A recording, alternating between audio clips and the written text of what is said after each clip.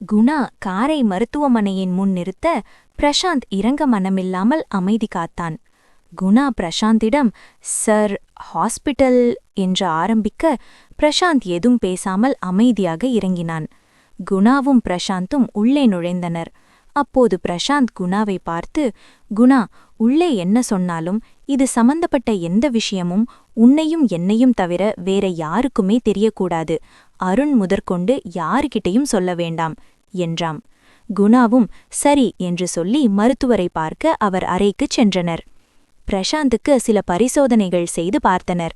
அதை பார்த்து முடிப்பதற்குள் 30 முறை அனு பிரசாந்திற்கு ஃபோன் செய்துவிட்டாள். அதை எடுத்து பேசினால் தான் ஹாஸ்பிட்டலில் இருப்பது தெரிந்துவிடுமோ என்று நினைத்து அவள் ஃபோனை எடுக்காமலே இருந்தான். ரிப்போர்ட்டை வைத்துக்கொண்டு அந்த மருத்துவர் பார்க்க அவர் எதிரே பிரசாந்தும் குணாவும் அமர்ந்திருந்தனர். அவர் ரிப்போர்ட்டை பார்த்துவிட்டு, "உங்களுக்கு எந்த பிரச்சனையும் இல்ல, அது வெறும் டிப்ரெஷன்ல வர பிளட் தான், வேற எந்த பிரச்சனையும் இல்ல" என்றார். அவர் சொல்வதை கேட்டு பிரசாந்த் புரியாமல் குழப்பத்துடன் அவரை பார்த்தான். "இல்ல டாக்டர், இதுக்கு முன்னாடியும் இதைவிட அதிகமா ஸ்ட்ரெஸ்ஸை ஹேண்டில் பண்ணிருக்கேன். அப்போலாம் இந்த மாதிரி எதுவும் நடந்ததில்ல. இப்போ கொஞ்ச நாளாக தான் இப்படி நடக்குது" என்று பிரசாந்த் சொன்னான். "எல்லாருக்கும் எல்லா பிரச்சனையும் பிறந்ததிலிருந்து இருக்கிறதில்ல, வயசு ஆக ஆக தான் வரும். அதே மாதிரிதான் இதுவும். நான் சில மெடிசின் எழுதி தரேன், அதை டெய்லி போடுங்க, சரியாகிடும்" என்றார். பிரசாந்தும் அவர் சொல்வதை புரிந்து கொண்டு அவர் கொடுத்த மருந்துகளை வாங்கிக் கொண்டு வீட்டிற்கு வந்தான். பிரசாந்த் எதுவுமே நடக்காதது போல் வீட்டிற்கு வந்தான். அவன் போனை எடுக்காததால் அனு அவன் மீது பயங்கர கோபத்தில் இருந்தாள். அவன் வீட்டிற்குள் நுழைந்தவுடனே வாய்க்கு கிடைக்கிற வார்த்தையெல்லாம் சொல்லி அவனை திட்டிக் கொண்டிருந்தாள். அவன் சிரித்த முகத்துடன் வந்து அவளை கட்டி அணைத்தவுடனே அவளின் கோபமெல்லாம் குறைந்து போனது. அவளை பார்த்து, "அனு, இன்னைக்கு முழுக்க என் கூடவே இரு. உன் முகத்தை பார்த்துக்கிட்டே இருக்கணும் போல இருக்கு. என் மனசுல இருந்த பாரமெல்லாம் குறைஞ்ச மாதிரி இருக்கு. வாழ்க்கை முழுக்க உன்னை சந்தோஷமா வச்சுக்கிறேன்டி" என்று சொல்ல, "திடீர்னு என்ன, ஐயாவுக்கு பாசம் அதிகமா வலியுது" என்று அனு கேட்டாள். "அடியே பச்சை மிளகா, இனியெல்லாம் அப்படிதான்" என்றான். அனுவுக்கு கோபம் வந்து, "என்ன பச்சை மிளகான்னு சொல்லாதடா, எனக்கு பழசெல்லாம் ஞாபகம் வருது" என்றாள். அவன் சிரித்துக்கொண்டே அவளின் கன்னத்தை பிடித்து கிள்ளிவிட்டு சென்றான். அதையெல்லாம் சுவரின் மறைவில் நின்று பார்த்து சிரித்து கொண்டிருந்த அழகி அனுவின் அருகில் வந்து நின்றாள். "தம்பி ஏம்மா உங்களை பச்சை மிளகான்னு சொன்னாரு, நீங்க ஏன் அதுக்கு கோபப்படுறீங்க" என்று கேட்டாள். அனு சினுங்கிக் கொண்டே, "அதெல்லாம் காலேஜ் படிக்கும்போது நடந்தது" என்றாள். அழகி அவளை கேட்டுக்கொண்டே இருக்க அனு தன்னுடைய பழைய கதையை சொல்லத் தொடங்கினாள். பிரசாந்தும் அனுவும் கல்லூரியில் படித்துக் கொண்டிருந்த காலத்தில் புதியதாக கல்லூரியில் வந்து சேர்ந்த மாணவர்களுக்கு சமையல் போட்டி வைத்தனர். அதில் சில மாணவர்களுடன் சேர்ந்து அனுவும் பிரசாந்தும் கலந்து கொண்டனர். ஆனால் அனுவிற்கு சமையல் என்பதற்கு விளக்கம் கூட தெரியாதே. அவளும் சமைக்க தெரியாமல் கண்முன் இருக்கும் காய்கறிகளையெல்லாம் வெட்டி வைத்துக் கொண்டு இருந்தாள். பிரசாந்திற்கு சமைக்க தெரியும், ஆனால் சமைப்பதற்கு எந்த ஒரு காயும் அவன் மேசையின் மீது இல்லை. சுத்தி பார்த்தவனுக்கு அனுவிடம் அதிக காய்கறிகள் இருப்பதை கண்டான். பிரசாந்த் அனுவை பார்க்கும் முதல் சந்திப்பும் இதுதான். அவளை பார்த்தவுடனே அவனுக்கு அவளை மிகவும் பிடித்திருந்தது. அவனுக்கு மட்டுமல்ல, அவன் வகுப்பில் பாதி ஆண்கள் அவளின் அழகில் மயங்கி அவளை ரசித்துக் கொண்டிருந்தனர். வேறொரு பெண்ணிடமும் அதிக காய்கறிகள் இருந்தது. ஆனால் பிரசாந்திற்கு அனுவை பிடித்திருந்ததால் அவளிடம் பேச எண்ணி காய்கறிகளை கேட்க அவள் அருகே சென்றான். அப்போது அனு ஒரு முள்ளங்கியை வெட்டப் போகும்போது பிரசாந்த் வந்து குறுக்கிட்டான். பிரசாந்திற்கு தான் இது அனுவுடன் முதல் சந்திப்பு. ஆனால் அனுதான் அவனை ஏற்கனவே பார்த்து அவன் மீது காதல் வயப்பட்டு விட்டாளே. அவனே வந்து பேசும்போது அனுவிற்கு தயக்கமாக இருந்தது. முள்ளங்கியை வெட்ட அவள் கத்தியை ஓங்கும்போது "ஹாய்" என்று சொல்லி அவள் அருகில் வந்து நிற்க ஓங்கிய கத்தியுடனே அவனை வியப்பில் பார்த்தாள். பிரசாந்த் அவளை பார்த்து, "என்ன சமைக்க போறீங்க?" என்று கேட்டான். அந்த கேள்விக்கு பதில் அனுவிற்கே தெரியவில்லை. என்ன சொல்வது என்று தெரியாமல் முழிக்க அவன் மற்ற காய்கறிகளை பார்த்துவிட்டு, "ஓ, வெஜ் புலாவ் பண்ண போறீங்களா?" என்றான். அவளும் ஆம் என்று தலையை வேகமாக ஆட்ட, "அதுக்கு முள்ளங்கி போட தேவையில்ல, மற்ற காய்கறி எல்லாம் போட்டா போதும். இந்த பச்சை மிளகாவும் மறக்காம போட்டுடுங்க" என்று சொல்லி அவள் வெட்ட வைத்திருந்த ஒரு முள்ளங்கியையும் பிரசாந்த் எடுத்துக்கொண்டு வந்து விட்டான். அனு அங்கிருந்த அனைத்து காய்கறிகளையும் வெட்டி வைத்துவிட்டு என்ன சமைப்பது என்று தெரியாமல் யோசித்துக் கொண்டு இருந்தாள். அவன் எடுத்து சென்ற ஒரு காயை வைத்து சமைத்தே முடித்துவிட்டான். ஆனால் அனு அத்தனை காய்கறிகளையும் வைத்து தடுமாறிக் கொண்டிருந்த சமயம் திடீரென விம்மி அழ ஆரம்பித்தாள். அவள் அழுது கொண்டே அருகிலிருந்த வாஷ்ரூமுக்குள் ஓடி கதவை தாளிட்டு கொண்டாள். அவள் அழுது கொண்டே ஓடியதை அங்கிருந்த மற்ற மாணவர்கள் பார்த்துவிட்டு வாஷ்ரூம் அருகே வந்து நின்றனர். வகுப்பின் முதன்மை மாணவனான சுதாகர் அங்கு வந்து விசாரித்தான். கதவை தட்டி அனுவை வெளியே வர சொன்னான். ஆனால் அனு அழுது கொண்டே தன் முகத்தை கழுவிக்கொண்டு இருந்தாள். அனு வெளியே வராததால் சுதாகர் மற்றவர்களை பார்த்து, என்னடா ஆச்சு அந்த பொண்ணுக்கு என்று கேட்டான். அங்கிருந்த அருண், பிரசாந்த் தான் காரணம், அவன்தான் அந்த பொண்ணுகிட்ட கடைசியா பேசிட்டு இருந்தான், அவன்தான் ஏதாவது திட்டியிருப்பான் என்று சொல்ல அவனை அழைத்து வரும்படி சுதாகர் சொன்னான். அருண் சென்ற பிரசாந்திடம், பிரசாந்த் வாடா, மச்சான் வர சொன்னான் என்று சொல்ல பிரசாந்த் அவனை பார்த்து, உன் மச்சான் எதுக்குடா என்ன வர சொல்லணும் என்று கேட்டான். டே வாடா, விளையாடாதடா என்று அருண் அவன் கையை பிடித்து அழைத்து கொண்டு வந்தான். சுதாகர் பிரசாந்தை பார்த்து, என்னடா பண்ண என்று கேட்டான். பிரசாந்தும், முள்ளங்கி ஃப்ரை பண்ண, சாப்பிட்டு பாக்குறீங்களா என்று நடந்ததை அறியாமல் கேட்டான்.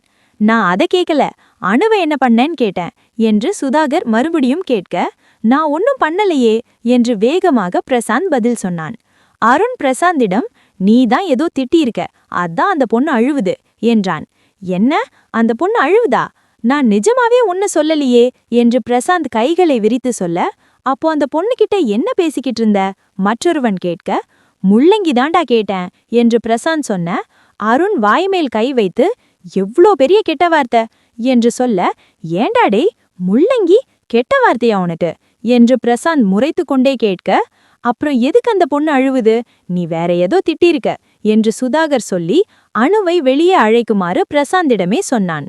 பிரசாந்தும் கதவை தட்டி அணுவை அழைத்து கொண்டிருந்தான். உள்ளே இருந்த அணுவோ, நானே வேதனையில இருக்கேன், இவனுங்க வேற என்னை இன்னும் கஷ்டப்படுத்துறாங்க என்று மனதில் நினைத்து கொண்டவள் கதவை திறந்து மெதுவாக வெளியே வந்தாள். அவள் கண்ணீர் இன்னும் நிற்காமல் வழிந்து கொண்டேதான் இருந்தது. முகமெல்லாம் சிவந்து போயிருக்க அங்கிருந்த ஆண்களின் மனம் இளகிய மனம் போல.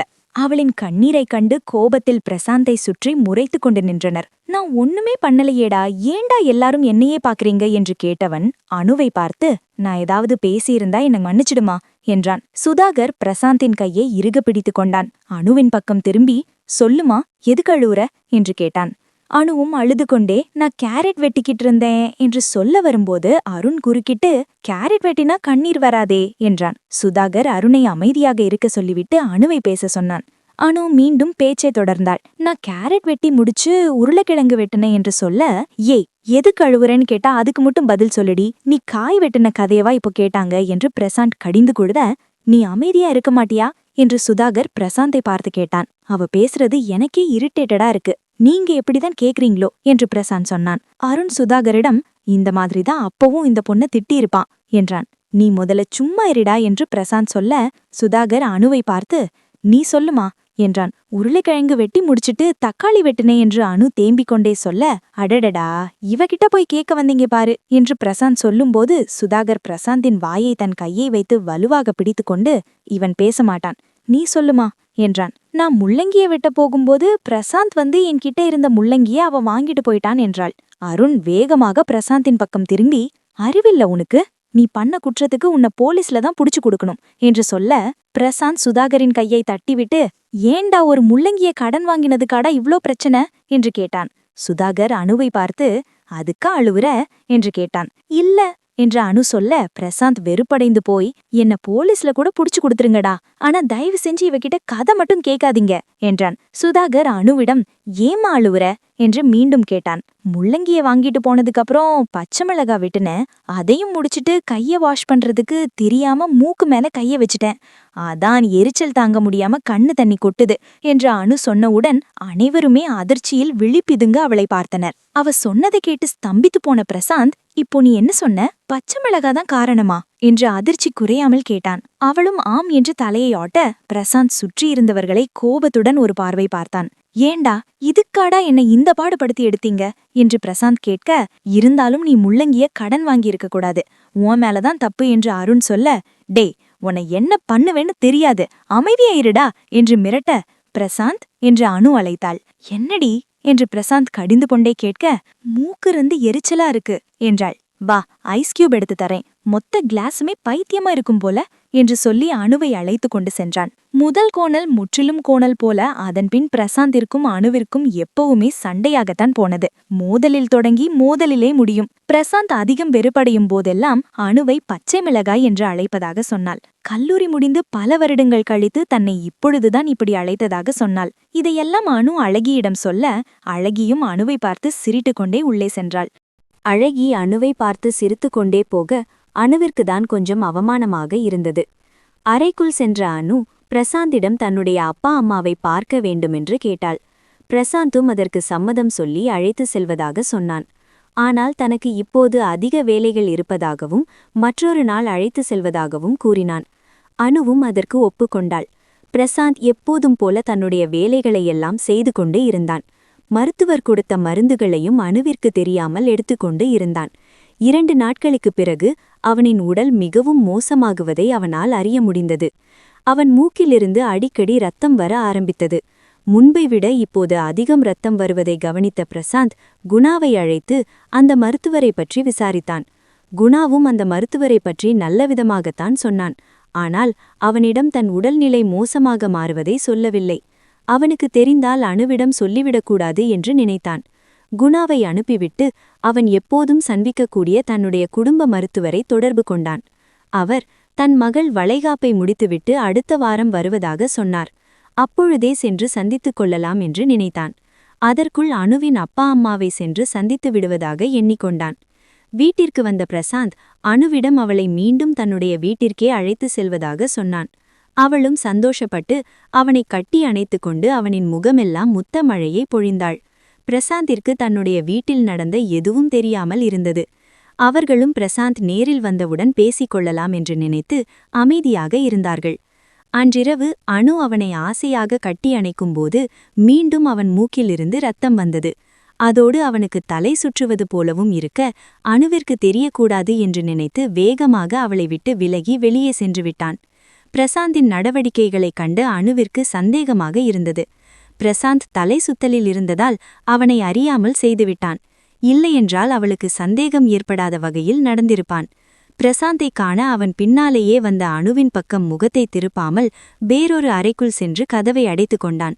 சிறிது நேரம் கழித்து வெளியே வந்த பிரசாந்த் அவளை பார்த்து, கொஞ்சம் பிரஷர், அதான் ஐம் சாரி என்று சொல்லி அறைக்குள் சென்று தூங்குவது போல நடித்துக் கொண்டிருந்தான். அவன் தூங்குவது போல நடிப்பது அவளுக்கு நன்றாக தெரிந்தது. அணுவுக்கு பிரசாந்தின் மீது சந்தேகம் அதிகமாகிக் கொண்டே போனது. அவனுக்கு என்னாச்சு என்று கண்டுபிடிக்கணும் என்று மனதில் எண்ணிக்கொண்டவள் அமைதியாக அதே யோசனையில் படுத்துக்கொண்டாள். அடுத்த நாள் அணுவும் பிரசாந்தும் சந்திரசேகரை பார்க்க கிளம்பினர்.